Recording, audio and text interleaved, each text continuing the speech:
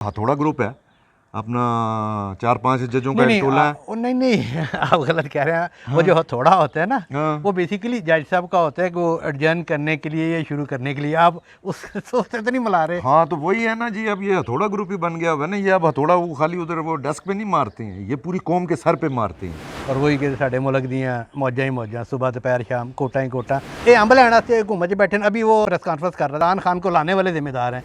तो हिम्मत करो जो जिम्मेदार ने पकड़ो उन्होंने। और मतलब बाजवा का तो अब नाम भी नहीं लेते। नहीं जी, बाजवा क्या है, अब वो उसका फैज़ हमीद क्या सोलो फ्लाइट कर रहा था।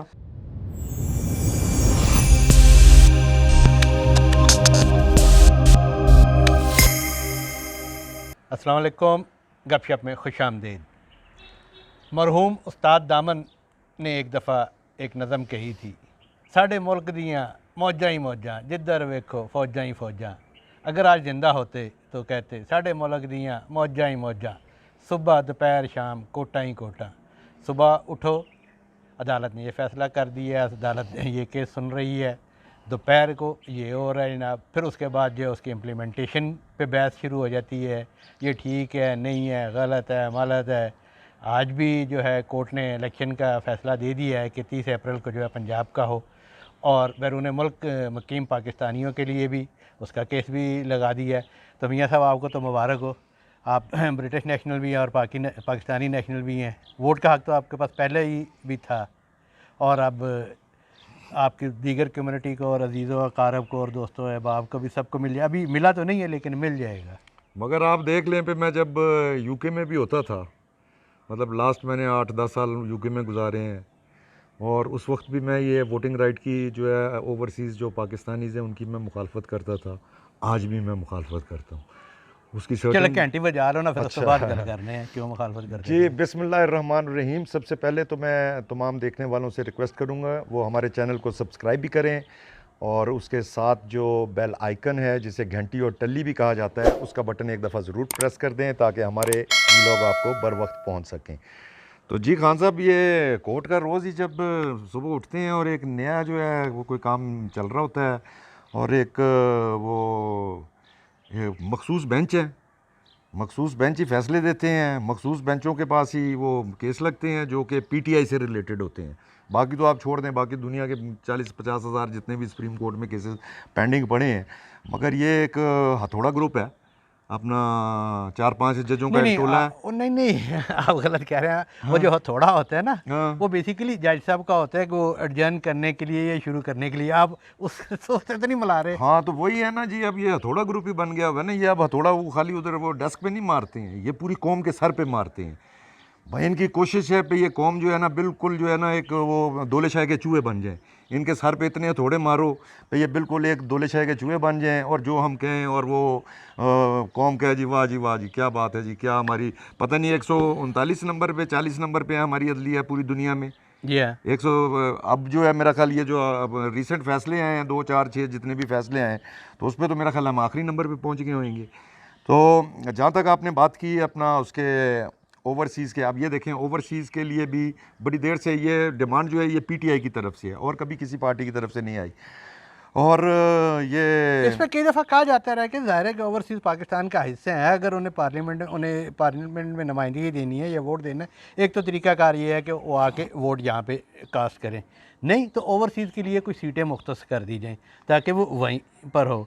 लेकिन अगर आपने वहाँ पे पोलिंग करवानी है तो उसके लिए मेरा ख़्याल है कि ये कहने की तो बात बड़ी अच्छी है, लेकिन उसकी प्रैक्टिकल इम्प्लीमेंटेशन जो है वो कैसे मुमकिन हो सके। आप सिर्फ यूरोप अमेरिका को ना देखें, इवन यूरोप अमेरिका की भी बात कर लेते हैं। आपके जितने भी बैरून मुल्क पाकिस्तानी हैं उनके 70 से 80% लोग जो हैं वो आपके सऊदी अरब, कतर, जो लेबर क्लास है ये सारे जो है लेबर क्लास जो मर्जी है जी, लेबर क्लास है या एलीट क्लास है, उधर अपना साहब बने होते हैं ना गल्फ में है वो तो लेबर क्लास है। अच्छा, वहाँ पे वो जो डीसी होता है डिश वॉशिंग कर रहा होता है। हमारा एक दोस्त है जी, हमारी फ्लावर शॉप है, मुझे अमेरिका जाने का इत्तेफाक हुआ, जब उसकी मैं अचानक पहुँच गया तो सड़क पे वो गुलाब की डंडी लेके जो है ना वो $1 की बेच रहा था। तो वहाँ पे मतलब ये सारी वर्कर क्लास हैं। मेरे कहने का मकसद ये है कि ये जो इलेक्शन है ये एक सियासी अमल है ना, और जब सियासी अमल होता है उसमें आपको जलसा भी करना है, जुलूस भी करना है, और आपके 50 या 51 लाख में से राउंड अबाउट 36 लाख के करीब जो लोग हैं वो मिडल ईस्ट और सऊदी अरब की तरफ हैं। चलें, अच्छा, वहाँ पे आप दे दे वोटिंग का राइट, तो भाई वहाँ पे जलसा कैसे करेंगे, जुलूस कैसे करेंगे? इंटरनेट पे, सोशल यार मीडिया ये पे। बच्चों वाली बात है यार, सोशल मीडिया की पार्टी है, सोशल मीडिया कि पे वो ये एक चलती एक है। एक ही जगह पे आपने देखा नहीं है इसमें इन्होंने कितने बड़े बड़े काम किए हैं, कितने बड़े बड़े कारनामे किए हैं, सारे सोशल मीडिया पे। पाकिस्तान में कुछ भी नहीं हुआ हुआ। वो बाहर जो ओवरसीज़ पाकिस्तानी बैठे हैं वो ये खाली देखते हैं। वो जो 3D जो है वो मुख्तलिफ चीज़ें बनाई हुई हैं, वो सोशल मीडिया पे PTI वाले चलाते रहते हैं। वो बस वो सोचते हैं जी वे पता नहीं बड़ा काम हो रहा है।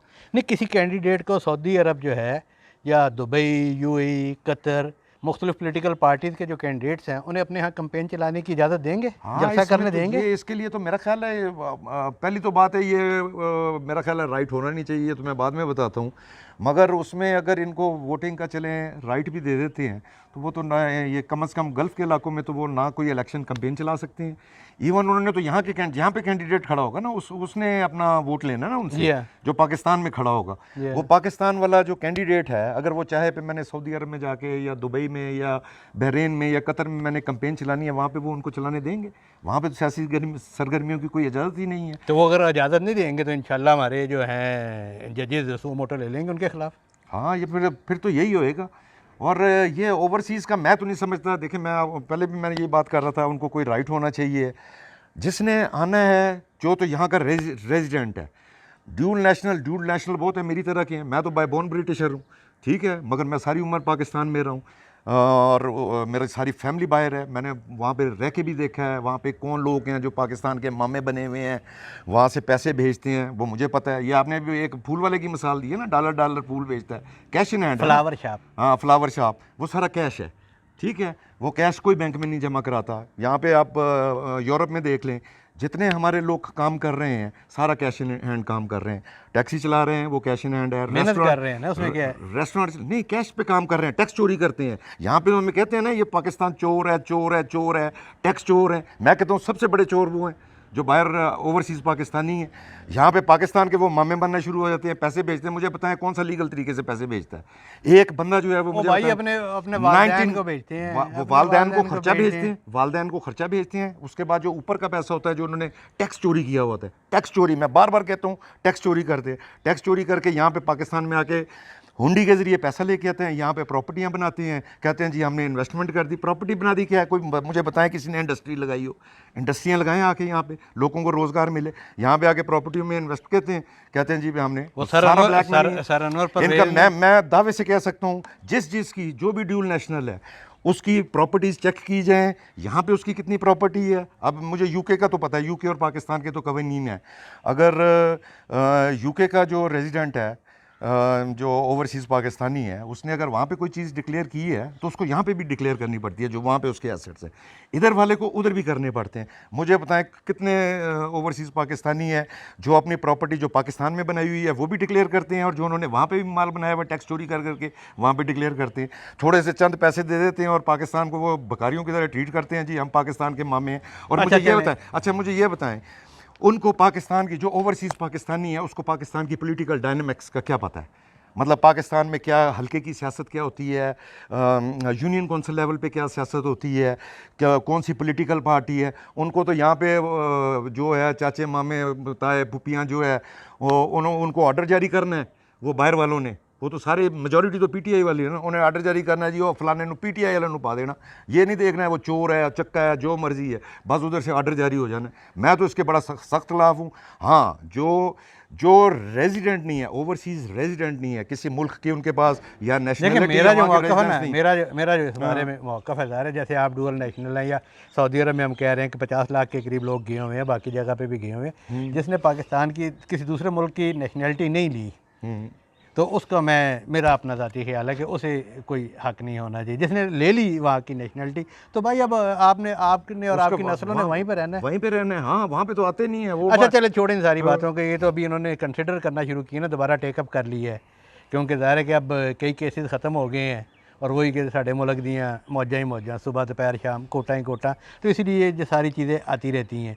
ये जो अपना इलेक्शन का अब पूरा साल शुरू हो रहा है कि 30 अप्रैल को इन्होंने अनाउंस कर दी है सदर साहब जी हाँ, सदर वो साहब इसलिए की अब है, सदर साहब किस वो कानून इसलिए के तहत किया? नहीं नहीं, सिर्फ कानून हथौड़ा- के तहत नहीं, हथौड़ा ग्रुप ने आर्डर जारी कर दी और नहीं सर, उन्होंने उन्होंने आइन और हक है यार, एवं तो नहीं हो सकता ना। कॉन्स्टिट्यूशन में किधर लिखा है पे सदर जो है ना उसका तो मैंने और आपने तो फैसला नहीं करना, सुप्रीम कोर्ट ने किया वही मैं है। कह रहा हूँ, हथौड़ा ग्रुप जो है ना वही ये सारी मैं मस्तियाँ तो कर उनका रहा है। फैसला मानूंगा, नहीं, सुप्रीम वो कोर्ट है ना। आप भले माने, बिल्कुल माने, आपका हक है आप माने, मेरी बात मगर- तो सुन लेना, अब मैं हाँ, आगे जो चलें, कहना चाह रहा हूँ चलें पेश करें। कि भाई आपका 30 अप्रैल को ये इलेक्शन है, हाँ। आप कह रहे हो 30 अप्रैल को, वो इसलिए किया है सदर साहब ने कि चूंकि गवर्नर पंजाब ने वो नहीं तोड़ी थी, इसलिए वो कर सकते थे। अब जो सरहद वाला है, KPL है, उन्होंने भी करना है, वो 15 दिन आगे का कर देंगे और फिर आगे 2 महीने बाद फिर, तो ये खेल तमाशा ही बना रहना है इस मुल्क में। यही है, तो यही तो मैं कह रहा हूँ भैया, ये हथौड़ा ग्रुप जो हथौड़ा सारा ग्रुप है थोड़ा ना, ग्रुप कल्ला नहीं, यही सारा तमाशा ही इन्होंने लगाया और हुआ नहीं है। भाई जी, ये पहले उसके अकेला साथ नहीं है। उसके साथ पहले एस्टेब्लिशमेंट ही शामिल थी, ठीक है। ये अंब लैना से हुकूमत च बैठे न, अभी वो अपना इसहाकडार तकरीर कर रहा था, प्रेस कॉन्फ्रेंस कर रहा था, मेरी बात सुनने से कि जी अपना इमरान खान को लाने वाले जिम्मेदार हैं, आप हुकूमत में हो ना, तो हिम्मत करो जो जिम्मेदार ने पकड़ो उन्होंने। हाँ बिल्कुल पकड़ना चाहिए, हम तो कहते हैं बिल्कुल पकड़ना चाहिए, और छोड़ना नहीं चाहिए मतलब उन्हें। बाजवा का तो अब नाम भी नहीं लेते। नहीं जी, बाजवा क्या है, अब वो उसका फैज़ हमीद क्या सोलो फ्लाइट कर रहा था, बाजवा की वजह सारी से आशीर्वाद थी उसकी, बाजवा की आशीर्वाद थी, तो इसलिए जो है ये अपना अभी जो नज़र आता है, अभी तो हथौड़ा ग्रुप जो है ना सोलो फ्लाइट कर रहा है। हमेशा ही करता रहा। हाँ नहीं, माँ उनको पीछे थपकी भी होती है ना, फैज़ हमीद जिस तरीके से मैनिपुलेट तो करता यार था हर दौर जजों में को। फैज़ हमीद होता है ना, कभी गुल हमीद होता है, कभी फैज़ हमीद होता है। अभी अब पता नहीं अभी कोई आया है कि फैज़ की जगह कोई रिप्लेसमेंट आई है कि नहीं, जो वो किरदार इस किस्म का अदा कर रहा है, जो जुडिशरी को इन्फ्लुएंस कर रहा हो और जो कर रहा हो। कैस्टें तो उनकी आ रही हैं, अपना परवेज़ इलाही की जो ट्रक पहुँचा दिया है, वो ट्रक क्या होता है जी? ट्रक कल है। हाँ और भाई जी ये सब तो ट्रक पे बैठ के वो क्या होती है, जॉय राइड पे चले जाएंगे और पीछे से लाल लाल बत्तियाँ कौन सारी है ना ट्रक की बत्ती के पीछे। हाँ। अल्लाह की कसम, ये सब आपको ट्रक की बत्ती के पीछे लगा रहे हैं, मायूसी की बात नहीं कर रहे। सारी कौम को बैक आवाज़ हो के मुतालबा करना चाहिए कि इलेक्शन हो और एक ही दिन हो और एक ही तारीख में हो और प्रेशर डालें, जनरल इलेक्शन पूरे मुल्क के इकट्ठे हों। इकट्ठे हो, हाँ। इकट्ठे हों। देखा, जनरल इलेक्शन का मतलब है कि सूबाई असम्बलियों का भी और कौमी असम्बलियों के भी। तो अभी आप हमारी ये गुफ्तगू सुनेंगे, थोड़ी देर बाद आप जिस चैनल पे चले जाएंगे, जो ट्यूब खोलेंगे, जो भी जिसका भी व्लॉग देखेंगे, तो आपको हर तरफ कोटा ही कोटा, तारीख पर तारीख। उससे आगे वाली बात मैं नहीं कर सकता, वो जो पिंडी वाले ने एक शख्स ने की थी। इसके साथ ही हमें इजाज़त दीजिए। अल्लाह हाफिज़। अल्लाह हाफिज़।